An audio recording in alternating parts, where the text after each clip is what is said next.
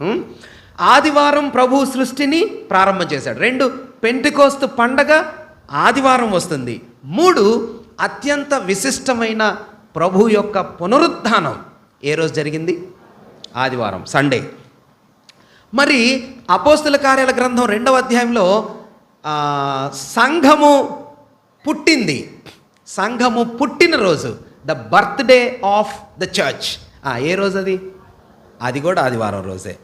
లాస్ట్లో మనమేం నేర్చుకున్నామంటే ప్రభుని ఆరాధించటానికి నూతన నిబంధనలో సంఘమంతా రొట్టె విరచటానికి కూడుకునే రోజు. ఏ రోజు అది?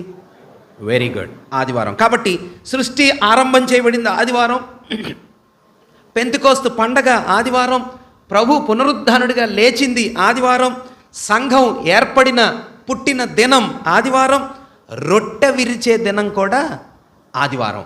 కాబట్టి నూతన నిబంధనలో ప్రభు పిల్లలకు ఉన్నటువంటి ప్రత్యేకత ఆదివారానికి చాలా ప్రాముఖ్యత ఉన్నది.